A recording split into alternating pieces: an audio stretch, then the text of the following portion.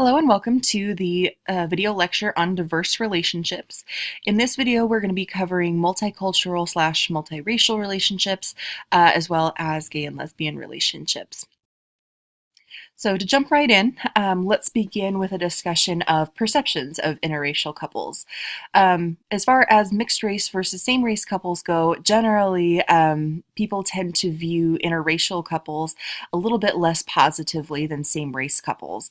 And how they found this is one study used pictures to measure perceptions of these interracial couples, and couples that were at the friendship stage were actually evaluated more positively than those at the engaged stage for mixed race couples.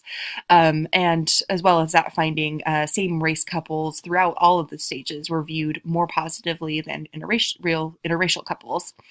As far as we're talking about actual interracial couples, not just the perception of them, we find that most interracial couples are securely attached, and they do exchange as much affection and respect as other types of couples. So there's not many differences between how interracial couples act and behave.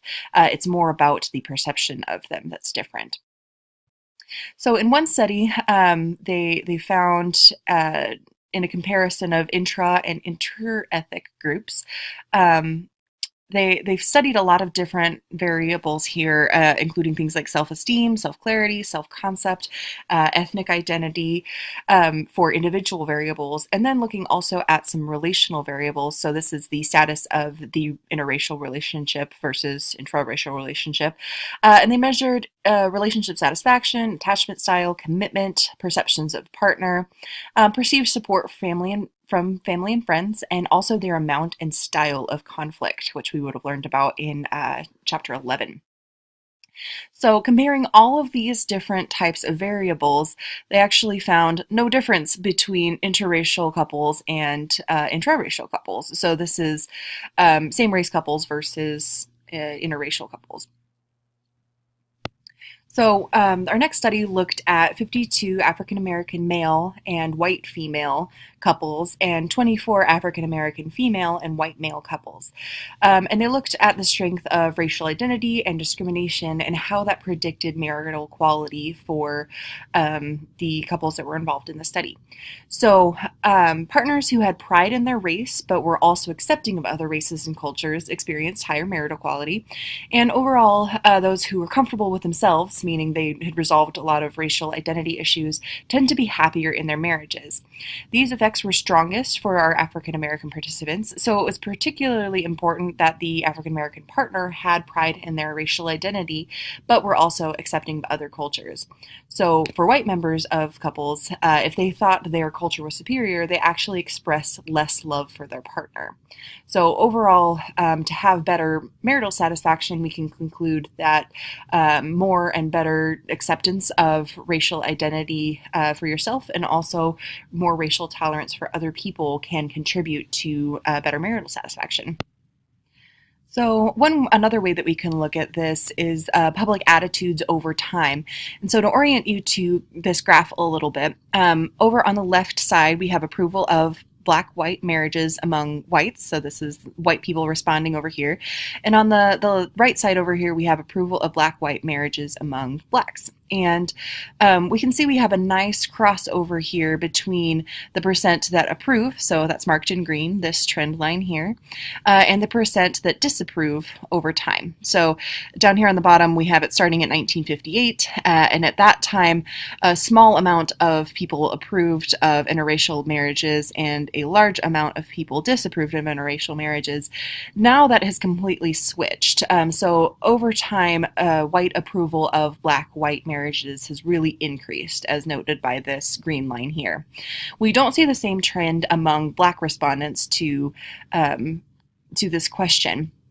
It has always been that the percent that approve is higher than the percent that disapprove, and it has remained mostly stable over time and has grown a little bit over time, and the last time point on this is 2007. So we can sort of extrapolate from this data that maybe this trend would continue over time, but this isn't quite what that research study is looking at. So to look at this in a different way, we can also look at the rates of increasing marriage over time.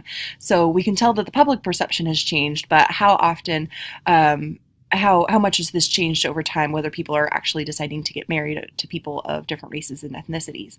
So in the 60s, it was relatively uncommon and has gone up in a linear trend quite a bit since that time. And in 2008, this is representing the percentage of intermarriage among newlyweds. So about 15% of the people sampled here indicated that they were in an interracial marriage. So over time, as I said before, interracial marriage is on the rise. However, some groups are more likely to intermarry than other groups. So not all groups intermarry at the same rate. Asians are more likely than Hispanics, blacks, and whites to marry someone of a different race or ethnicity, and whites are actually the social group that is least likely to do so. Gender matters too, whereas white and Hispanic men and women tend to outmarry, meaning marry somebody of a different race, at the same rate. The outmarriage rates for blacks and Asians are dramatically different. Black men tend to outmarry much more than black women, and Asian women tend to outmarry much more than Asian men. So we can also look at this in regards to prevalence rates of married couples in the US in 2010. And so this graph is showing us the amount in thousands of interracial marriages and also same race marriages that occurred in 2010. And we can see here that there are some combinations that seemed a little bit more frequent than others. But we can also just notice this trend here where it is a little bit more likely overall that the races will match. So white wife, white husband, black wife, black husband, that kind of trend over time. So to summarize our findings here, we can conclude that interracial or interethnic couples tend to be more similar than different from same race or same ethnicity couples. And one clear difference, however, is that interracial or interethnic couples do face more discrimination and judgment overall. So let's discuss next gay and lesbian relationships. And for purposes of clarity, let's define sexual orientation. So sexual orientation can be an enduring emotional, romantic, sexual, or affectional attraction that a person feels toward another person. And sexual behavior here is not the same as sexual orientation. So that's confusing for a lot of people, but let me give you an example that might help here. So sexual orientation can be a label for interest in sexual or romantic partners who are of the opposite, same, or both sexes and genders.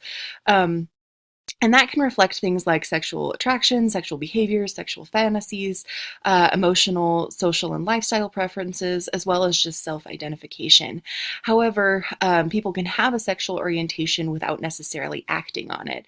And as well, they can have sexual behavior but not endorse a particular sexual orientation. So this can mean that if your sexual orientation is gay or straight, it doesn't necessarily mean that you have to have sex with those people or any physical contact with those people, and that's still your sexual orientation. And sexual behavior works similarly in that you can have sex with people of different genders, but not subscribe to a sexual orientation of homo or heterosexual or bisexual. So those things are independent that way. And sexual orientation tends to develop across a person's lifetime, and different people realize at different points in their lives that that they are of a different sexual orientation than maybe they thought of when they started. And sexual behavior, again, is not the same as sexual orientation. So that means that gay individuals can engage in heterosexual sex, and in fact, many do before that they come out. As well, we can see a discrepancy between sexual behavior and sexual orientation, in that sometimes when we study sexual orientation between gay men, we have to specify in the questionnaires that we were saying men who have sex with men versus gay men, because of that behavioral versus sexual orientation difference there. So one of the pioneering ways to look at homosexuality and heterosexuality started in the 1940s and 1950s. And in this scale, we can see this is the Kinsey scale. And basically, this is a spectrum from heterosexual to homosexual tendencies. And that can be completely a spectrum. It's definitely not the way to look at this to have two categories or checkboxes that someone can fill out, either gay or straight, because this research suggests that it is a continuum. And people can be both exclusively heterosexual with no homosexual and tendency or beliefs or behaviors, or it could be exclusively homosexual or anywhere in the middle. So this might be maybe someone is predominantly homosexual, but more than incidentally heterosexual or something like that. So you guys can see along the bottom here, there's different ratings along the scale and what those mean. The scale was developed in 1948 to account for some research findings that showed that people didn't fit into neat or exclusive heterosexual or homosexual categories. And actually, while interviewing people about their sexual histories, the Kinsey team found that for many, sexual behavior, thoughts and feelings toward the same or opposite sex was not always consistent across time. And though the majority of men and women reported being exclusively heterosexual and a percentage reported exclusively homosexual behavior and attractions, many individuals disclose behaviors or thoughts somewhere in between. The scale is purely a method of self-evaluation based on your individual experience, and the rating you choose can change over time. So we can see how this sexual fluidity finding plays out with Lisa Diamond's research. So overall, women's sexuality tends to be really fluid, meaning that women are more likely to, quote unquote, sometimes be interested in same-sex partners as compared to men. So there's two phases that are worthy of note that might affect this process. So the first is proceptivity, and this is tied to estrogen. And basically, this is a process that peaks when women ovulate. And this is associated with an initiatory drive to have sex. And this is what evolution cares about, meaning this could result in a child. So people are not necessarily more likely to be having sex when ovulating, but they are more likely to initiate sex. The other part here is that arousability tends to drive the pattern for the rest of the cycle. So for the rest of the ovulatory cycle, estrogen is fairly low and arousability dominates decision making. So the capacity to become sexually interested in someone once somebody else initiates is what's driving sexual orientation here. So this is if somebody else starts it. One of the best reviews on how same-sex relationships are different than opposite-sex ones clarifies that many same-sex relationships actually magnify gender norms that aren't usually as evident because the other gender is taught how to mitigate it. So, for example, if straight men are conditioned to not talk about their feelings, then straight women are taught how to sort of get that out of them.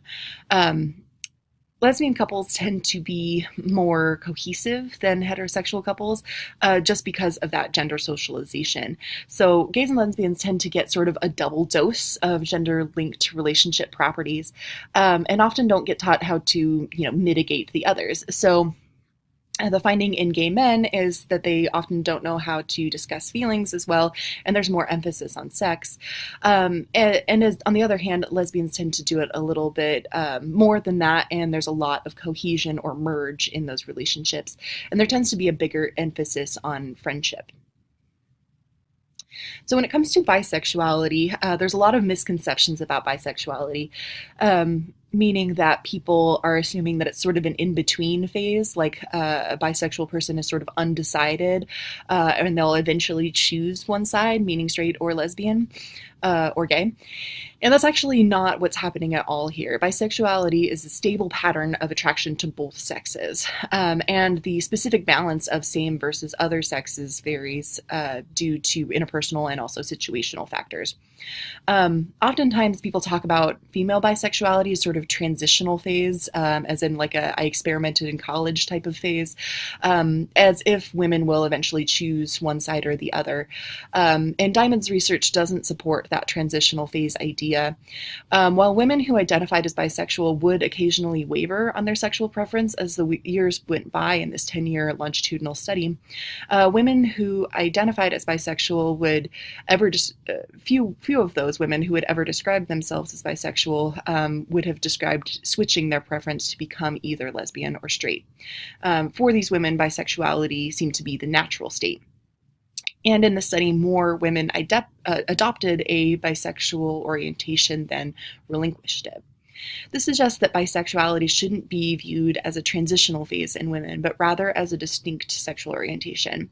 It sort of debunks the idea that women who identify themselves as bisexual are less likely to be able to commit to a long-term relationship. In the study, at the end of the 10-year follow-up interview, the majority of bisexual women in the study were in monogamous relationships that had lasted at least 5 years, making them much more likely to be in such relationships than their lesbian counterparts. If bisexuality were really just a passing phase, then one would certainly expect to see some evidence of that over the 10-year period. But this study shows that women who reported bisexual patterns of attraction back in 1995 continued to report bisexual patterns of attraction all the way through to 2005, even if they eventually settled down with either a man or a woman. So next we will look at some prevalence here, estimation of gay and lesbian behavior as studied throughout time. So our estimates here can range anywhere from 3% to about 10% of the population. And I think a lot of those discrepancies can have something to do with the way that the population was sampled, the way that the study was done, or even just how comfortable the people felt disclosing their sexual orientation to the researchers. So in 1948 and 1953, Kinsey, who's one of our sort of pioneering researchers here, interviewed a lot of people about gay and lesbian behavior. And they found that about 4% of men and 1 to 3% of women were exclusively gay or lesbian throughout adulthood. More or less exclusive, people endorsed that a little bit more frequently. That's about 10% of men and 2 to 6% of women. And also some experience with the same-sex relationships or 2 orgasms. So that's how they defined it here. Some experience and ultimately ended in an orgasm was about 37% of men and 13% of women. So you can see here that the way that we define sex and the way that we define relationships can change how those stats are reported a lot. In 1994, we can find that with a random probability sample of Americans that were 18 to 59, they were sampled with their identification and also behavior of same-sex relationships. So if they identified as gay or bi, that was about 2.8% of men and about 1.4% of women. And in their lifetime, having at least one same-sex encounter was about 9% of men and about 4% of women. And then overall in a meta-analysis in 1995, and then the also CNN sort of exit poll of voters found different rates of endorsement of different sexual orientations there. So that was about 5.5% of men in the meta-analysis, about 2.5% for women, and then about 4% total in that CNN exit poll. So as we can see, there's a lot of different stats here about how to measure this, I suppose.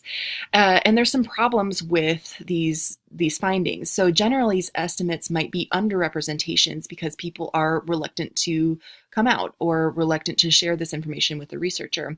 And as I said before, some definitions differ here. So over time, we learned that maybe estimates need to be differentiated by attraction or differentiated by behavior. And so back when some of this research was being done, it wasn't differentiated like that. Some consider any behavior ever to be an indication of gay or lesbian behavior, and also others specify a time, so meaning within the last year, since adolescence, etc. And then some estimates further are just based on self-identification.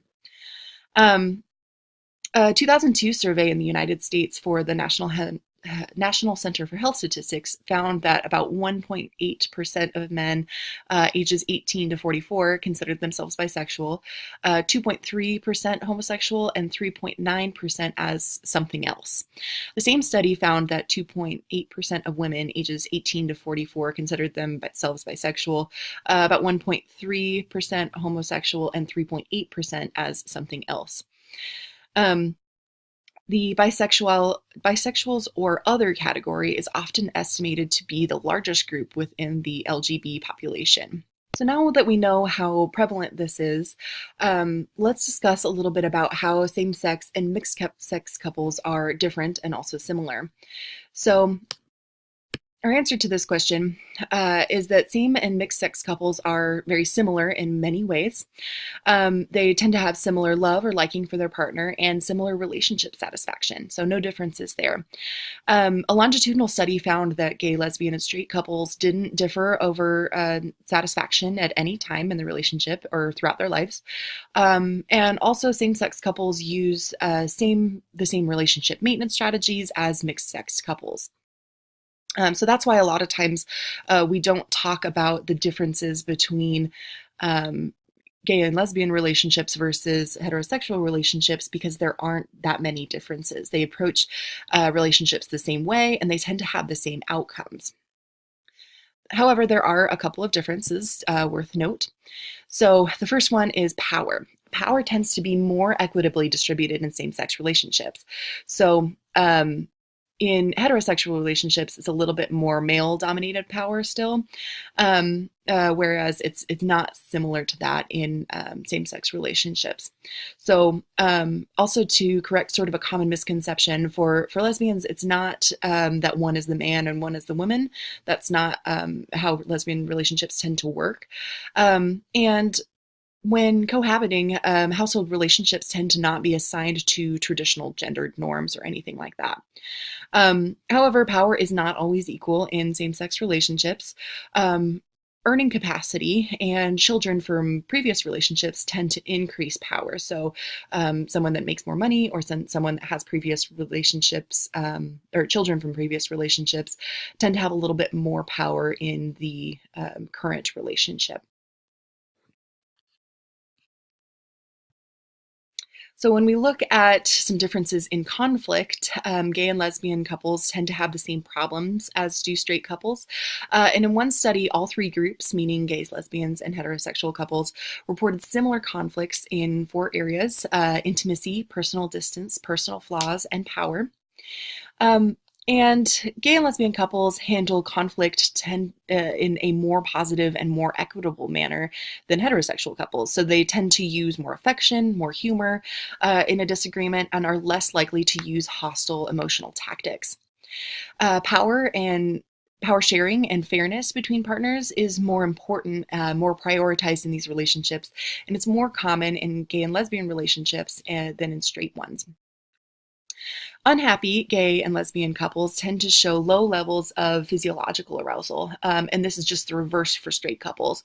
So for straight couples, physiological arousal signifies ongoing aggravation and trouble calming down in the face of conflict. However, for gay and lesbian couples, this lower level arousal shows that they may be able to soothe one another. However, gay men do have more trouble repairing relationships after conflict is over versus heterosexual or lesbian couples. If the initiator of a conflict in a gay relationship becomes too negative, his partners may not be able to repair as effectively as a lesbian or straight partners would. This suggests that gay men may need a little extra help on the offset of impact of negative emotions that inevitably come along when couples do fight. A note about abuse. Abuse actually seems to occur at similar rates for same and mixed race couples, so no differences there as well. We do have some differences in outcomes. So, one longitudinal study compared married, cohabiting, and gay and lesbian couples. So, same-sex couples reported a little bit shorter relationships, fewer barriers to dissolution, meaning they are more likely to break up if there's fewer barriers there. So that could be an issue, and also more autonomy, meaning they're less connected to their partner. They have more say in their own actions and behaviors and decisions. These differences actually just might stem from marriage or lack thereof, meaning that fewer barriers to dissolution might just simply be that married couples have more things to jump, more hurdles to jump if they want to get out of a relationship. And since gay marriage was only recently recognized in all states, these differences may just stem from that fact alone. If you're not allowed to marry, that may result in a shorter relationship over time. So the next difference I want to talk about is in dissolution. Gay and lesbian couples tend to have higher early dissolution rates than straight couples. So this is dissolving the relationship. For couples that of greater than 10 years, so they've been together for more than 10 years, rates were all less than about 6% for all orientations.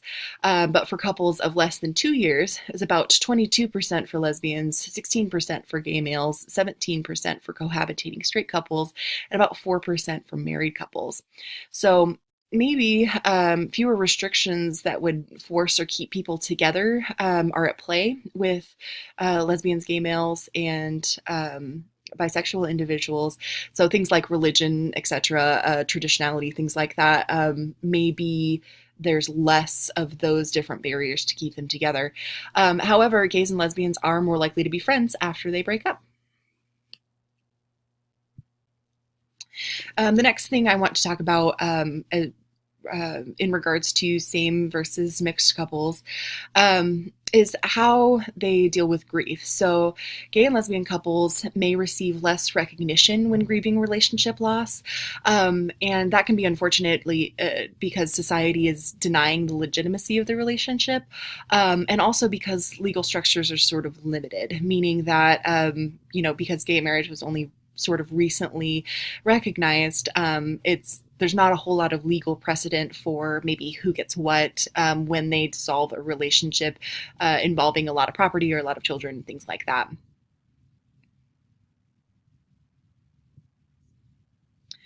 So the last thing to talk about is the difference between gay versus lesbian couples. So before we've just been talking about gay and lesbian versus heterosexual couples, but now we're going to talk more about the difference between gay versus lesbian couples. So there is some research that found a few differences between gay and lesbian couples in a longitudinal study. However, lesbians reported more equality and more social support than did gay men. They also found that lesbians show more anger, humor, and excitement and interest during fights than gay men, suggesting that lesbians might be more emotionally expressive, both positively and negatively. And they speculate that this is probably because of gender socialization. It's a little bit more socially acceptable for women to be emotionally expressive than it is for men. So they may have been socialized into those roles. And as well, the predictors of dissolutions of the relationships were similar between gay men and lesbians. So predictors of dissolutions were low intimacy and equality, and also relationship quality predicts breakups. If those things are low, can predict the breakup for gays and lesbians. And as we might think, more conflict does predict breakups for both gays and lesbians. Okay, so this is all that I wanted to talk about with both our interracial couples and gay and lesbian couples. Thanks for watching. There is another part to this series of talking about diverse relationships, and you can see the other video on this if you're interested in that.